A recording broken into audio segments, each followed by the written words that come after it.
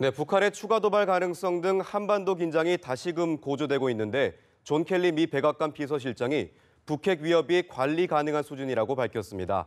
한반도 긴장 상황을 누그러뜨리기 위한 의도가 담긴 것으로 풀이되는데요. 네, 트럼프 대통령의 입장에도 어떤 변화가 있는 건지 주목됩니다. 워싱턴 연결해서 자세한 소식 들어보겠습니다. 윤석희 특파원. 네, 워싱턴 DC입니다. 네, 켈리 비서실장이 오늘 사전 예고 없이 백악관 브리핑룸에 깜짝 등장했다고요. 네, 그렇습니다. 사실 이곳 미국 워싱턴 정가에서는 최근 들어 존 켈리 비서실장의 사퇴설이 심심치 않게 거론되고 있는데요. 켈리 비서실장이 예고 없이 모습을 드러내자 일순간 브리핑룸은 술렁이었습니다. 자신의 거취를 전격 발표하려는 것 아닌가 생각이 됐기 때문인데요. 켈리 비서실장은 마이크를 잡자마자 방금 전에도 대통령과 대화를 나눴는데 오늘 해고될 것 같지는 않다고 농담을 던지면서 사퇴설을 부인했고 기자실에서는 웃음이 터져나왔습니다. 켈리 비서실장은 내가 그만두는 것을 고려할 정도로 이 일에 좌절감을 느끼지 않는다며 자신의 역할은 대통령의 트위터 습관 등을 통제하는 것이 아니라 최선의 결정을 할 수 있도록 돕는 것이라고 강조했습니다. 사성 장군 출신의 켈리 실장은 백악관 내에서 질서를 잡고 있다는 외부의 좋은 평가를 받고 있는데요. 정작 트럼프 대통령으로부터는 큰 점수를 따지 못하고 있어 사퇴를 고려하고 있다는 보도가 적지 않았습니다. 네, 그런데 켈리 비서실장이 이례적으로 북한과 관련한 언급도 내놨다는데 북핵 위협 관리가 가능하다고 했는데 어떤 의미로 해석됩니까? 네, 그렇습니다. 존 켈리 비서실장은 북핵 위협이 현재는 관리가 가능한 수준이라고 평가했습니다. 그러나 시간이 흘러 상황이 지금보다 커지면 알 수 없다며 외교가 통하기를 기대하자고 말했습니다.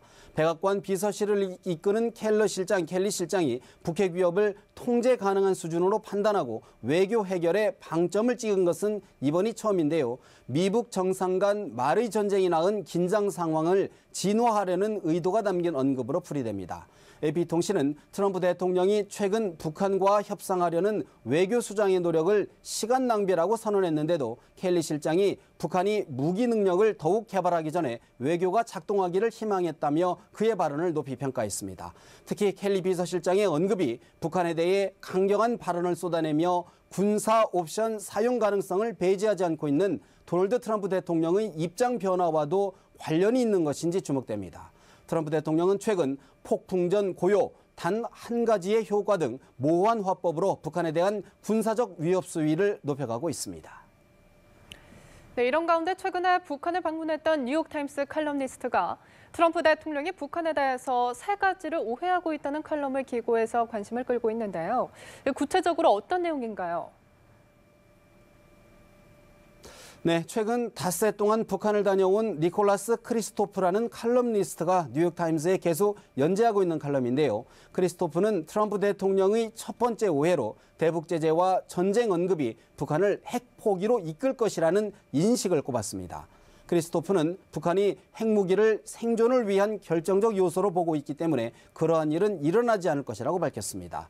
두 번째 오해로는 트럼프 대통령이 강조해온 중국의 대북 역할론을 꼽았는데요. 미국이 중국의 대북 영향력을 늘 과장해 왔다면서 김정은은 중국 시진핑 주석을 모욕하는 방식으로 행동하고 있고 중국 관리들조차 북한의 추가 핵실험이나 미사일 발사를 우려하고 있다고 전했습니다. 마지막으로는 북한의 조기 붕괴론을 거론했는데요. 크리스토프는 국제관계에서 최악의 실수 가운데 하나는 현실보다 희망적 사고에 따라 움직이는 것이라고 지적했습니다. 1990년대부터 북한 조기 붕괴론이 나왔다면서 물론 언젠가는 일어날 것이지만 내일 일어날 것이라고 기대해서는 안 된다고 꼬집었습니다. 네, 이런 가운데 미국이 유엔 교육과학문화기구죠. 유네스코에서 탈퇴하겠다고 밝혔는데요. 어떤 배경에서 탈퇴를 선언하는 것인지 알려주시죠. 네, 말씀하신 대로 미 국무부는 현지 시간으로 12일 유네스코에서 탈퇴하겠다는 의사를 사무국에 공식 전달했다고 밝혔는데요. 사실 미국의 유네스코 탈퇴와 재가입은 앞서서도 있었습니다. 로널드 레이건 행정부 때인 지난 1984년 정치적 편향성과 방만 운영을 이유로 유네스코를 탈퇴했다. 조지 W. 부시 대통령 시절인 지난 2002년 10월에 재가입했는데요. 도널드 트럼프 행정부는 출범 직후부터 유네스코 탈퇴 의사를 여러 차례 시사해왔습니다. 체납 분담금 증가, 조직 개혁 등을 이유로 들고 있지만 유네스코가 최근 역사유산과 관련해 이스라엘보다 팔레스타인에 더 우호적인 입장을 보여온 게 결정적인 이유라는 분석입니다. 유네스코는 지난해 동예루살렘에 있는 이슬람과 유대교 공동성지 관리 문제로 팔레스타인에 손을 들어준가 한면 지난 7월에는 요르단강 서안 헤브론 구 시가지를 팔레스타인의 유산으로 등록했습니다. 최대 후원국인 미국이 탈퇴할 경우 유네스코의 운영에도 적지 않은 타격이 불가피할 것으로 보이는데요. 유네스코 이리바 보코나 사무총장은 성명을 통해 깊이 유감스럽다며 유네스코의 임무는 끝나지 않았다고 말했습니다. 미국의 공식 탈퇴는 유네스코의 경과 규정에 따라 내년 12월 31일부터 효력이 발생합니다. 지금까지 워싱턴에서 연합뉴스 TV 윤석입니다.